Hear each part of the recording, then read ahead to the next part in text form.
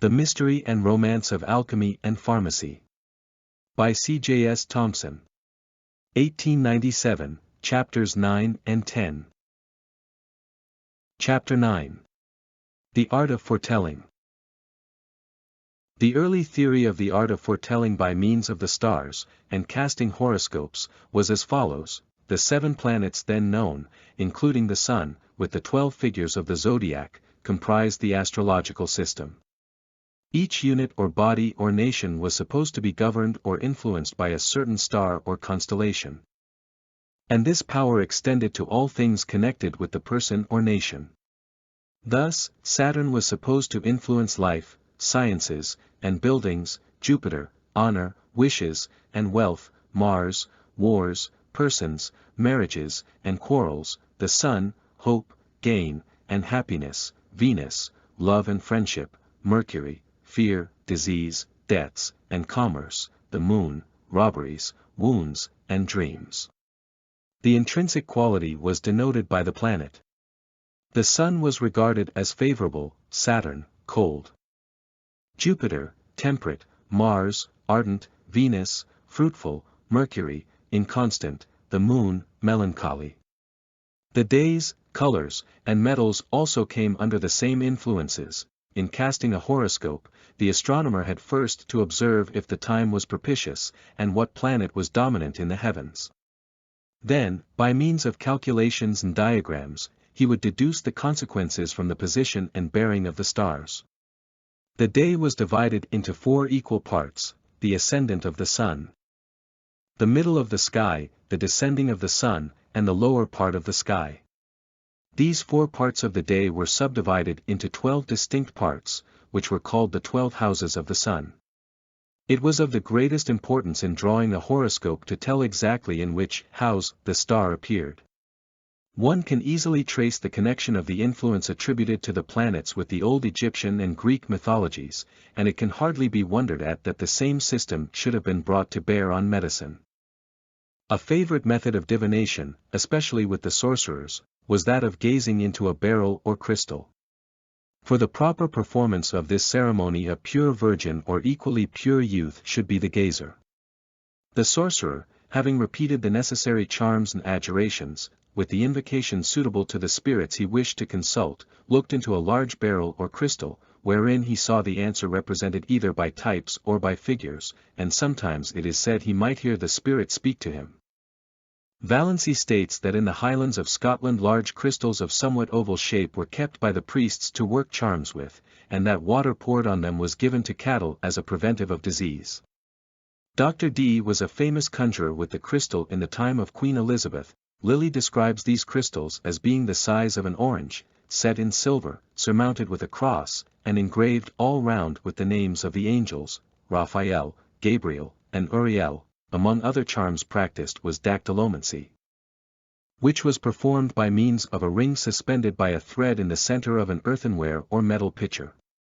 The ring, which was supposed to have been made under the influence of a certain constellation, was swung from side to side of the vessel, and the sounds it made on touching were taken as predictions and oracles. The art of divination by fire was called pyromancy, and was performed by allowing a certain body to burn, the smoke from which, by its density and color, forecast the future. A favorite medium for consulting this oracle was a donkey's head roasted on hot coals.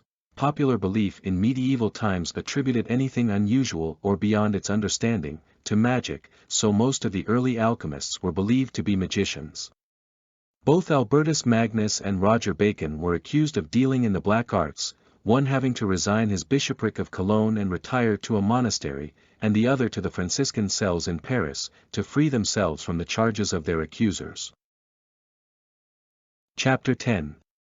Black Magic.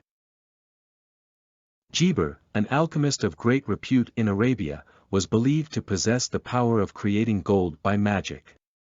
He was a man of undoubted learning and a skillful practitioner of his time, yet he was dubbed a sorcerer.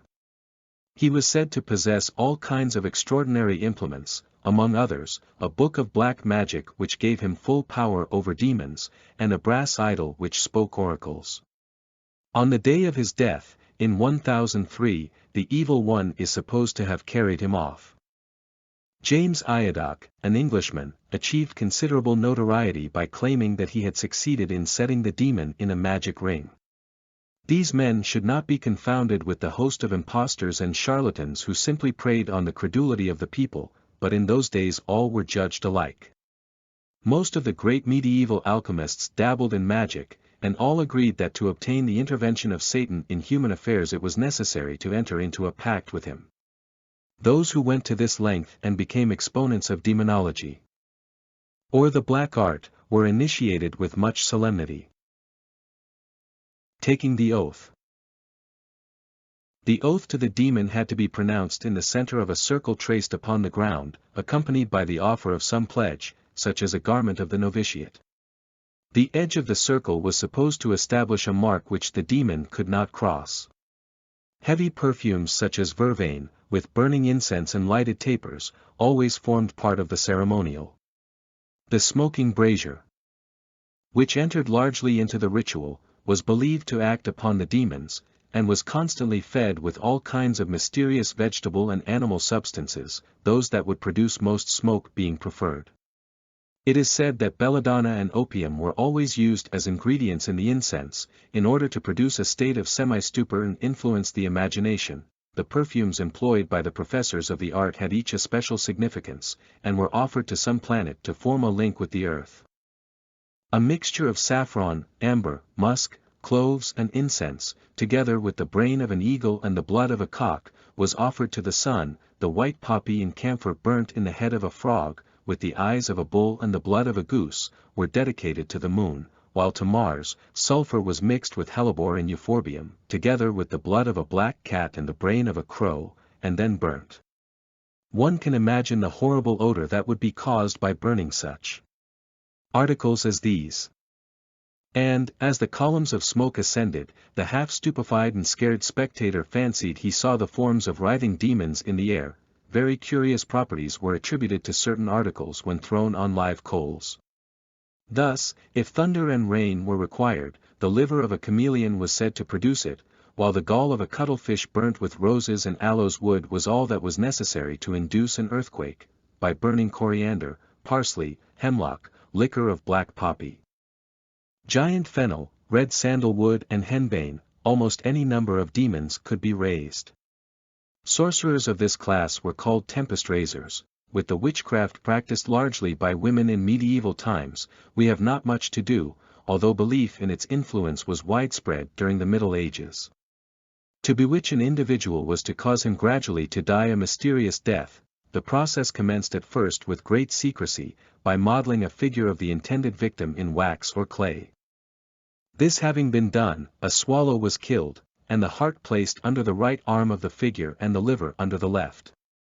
The effigy was next pricked all over with new needles, each prick being accompanied by the most terrible imprecations against the victim. Another method was to make the figure of earth taken from a graveyard and mixed with dead bones. Certain mystic signs were then inscribed on it, which were said eventually to cause the death of the victim. So general did the practice of witchcraft become that no class of society was safe from accusation and suspicion. Thousands perishing by the wood bundle and torture. From the 14th to the 16th century, supernatural beliefs exerted a great influence on the people. One of the most celebrated trials of the time was that of the Duchess of Gloucester, who was accused of bewitching Henry VI. It transpired at the trial that she had instructed a priest, named Bolingbroke, who practiced necromancy, to bewitch the king, a sorceress named Marie Gardemain being also implicated. An effigy of the king in wax was discovered half melted in front of a fire of dry plants, which had been gathered by moonlight in a graveyard. Bolingbroke the necromancer was hanged, Gardemain burnt, and the Duchess of Gloucester condemned to imprisonment for life. The Givelite was another form of witchcraft, mostly practiced by women. Visions or apparitions in the sky, foretelling some war or disaster, were firmly believed in by the Church, and caused great consternation. Fiery dragons appearing in the heavens were said to predict civil war, and we also read of pigs bearing royal crowns. And gory stars, all of which were doubtless caused by ordinary phenomena not understood at that time. The appearance of the devil presiding at a Sabbath or meeting of sorcerers is thus described by de Lanker. he is seated in a black chair with a crown of black horns, 2 horns in his neck, and 1 on the forehead, which sheds light on the assembly, the hair bristling, the face pale and exhibiting signs of uneasiness, the eyes round, large, and fully opened, inflamed and hideous, with a goat's beard. The neck and the rest of the body deformed, and in the shape of a man and a goat, the hands and the feet of a human being. The word witch is thought by some authorities to be derived from Ch9&, which means a user of pharmaceutic enchantments, or an applier of drugs to magical purposes. Witches sent storms and barrenness, drowned children, brought on ague, could kill with evil, slay with lightning, pass through keyholes, ride through the air on broomsticks, and perform many other weird and wondrous things. They were generally old, blear-eyed, wrinkled dames, says Scott, ugly and crippled, frequently papists, and sometimes atheists, of cross-grained tempers and cynical dispositions. They were often poisoners, and generally monomaniacs. Epilepsy and all diseases not understood by the physicians were set down to the influence of witches. They were said to make 2 covenants with the devil, 1 public and 1 private. Then the novices were presented to the devil in person, and instructed to renounce the Christian faith, tread on the cross, break the fasts, joining hands with Satan, paying him homage and yielding him body and soul. Some witches sold themselves for a term of years, and some for ever. Then they kissed the devil, and signed their bond with blood, and a banquet ended the meeting, their dances being accompanied with shouts of, "Ha, ha! Devil, devil! Dance here, dance here! Play here, play here! Sabbath! Sabbath!" Before they departed, the devil was said to give them philters and amulets. These women were usually hypochondriacs, often driven by despair and misfortune to confess any charge made against them. Thus ends Chapter 10 of the Mystery and Romance of Alchemy and Pharmacy. Up next are Chapters 11 and 12, Superstition and its Influence on Medicine, and Love Philters. Thanks for listening, and feel free to check out the plethora of selections at the Weird Audiobooks channel library. And if you enjoyed this video, consider subscribing.